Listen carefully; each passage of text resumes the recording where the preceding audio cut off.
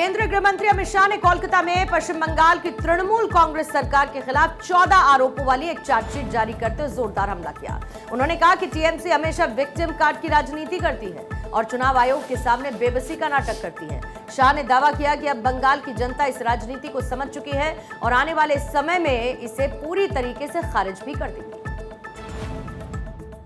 ममता दीदी ने हमेशा विक्टिम कार्ड का पॉलिटिक्स खेला है।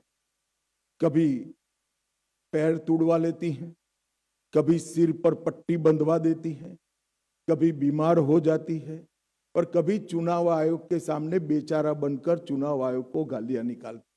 मगर ममता दीदी, मैं आपको बताने आया हूं कि आपकी ये राजनीति को, विक्टिम कार्ड की पॉलिटिक्स को बंगाल की जनता अब बहुत अच्छे तरीके से समझ गई। चुनाव आयोग जैसी संवैधानिक संस्था पर गाली गलौज करना ये बंगाल की संस्कृति को शोभा नहीं दे। मैं आज एसआईआर के बारे में भी खुलकर बताना। एसआईआर पूरे देश भर में हो रहा, कहीं पर जुडिशियल ऑफिसर नहीं लगाने पड़े, सिर्फ बंगाल में लगाने पड़े। कारण क्या है? यही चुनाव के अंदर तमिलनाडु में भी एसआईआर हुआ, कोई कोर्ट केस नहीं हुआ। केरल में भी एसआईआर हुआ, कोई कोर्ट केस नहीं हुआ। तमिलनाडु में डीएमके की सरकार है, केरल में कम्युनिस्टों की सरकार है।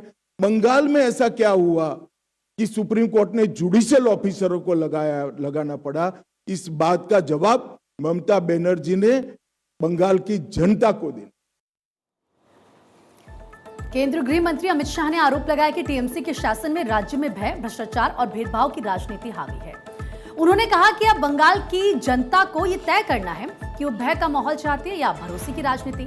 शाह ने यह भी कहा कि भारतीय जनता पार्टी लगातार राज्य में अपनी पकड़ मजबूत कर रही है और पार्टी कार्यकर्ता जमीनी स्तर पर सक्रिय होकर सरकार की नीतियों और कथित विफलताओं को जनता तक पहुंचा रही है।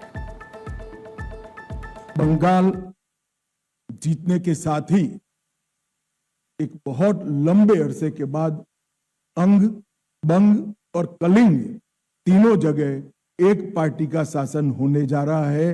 बिहार में भी एनडीए का शासन है, उड़ीसा में भी भाजपा सरकार है और अब बंगाल में भी भाजपा सरकार आएगी। तो एक प्रकार से पूर्ण बहुमत की सरकार बंगाल के विकास की गारंटी है।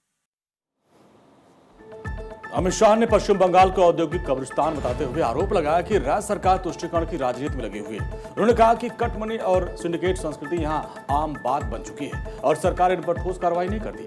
अमित शाह ने दावा किया कि बीजेपी राज्य में कथित अराजकता और आर्थिक बदहाली के मुद्दे को जनता के सामने मजबूती से उठाएगी। केंद्रीय गृह मंत्री अमित शाह ने कहा कि बीजेपी की प्राथमिकता जनता की आवाज को बुलंद करना है। उन्होंने पश्चिम बंगाल के चुनाव को देश की सुरक्षा से जोड़ते हुए आरोप लगाया कि देश में घुसपैठ का सबसे बड़ा रास्ता इसी राज्य से खुलता है।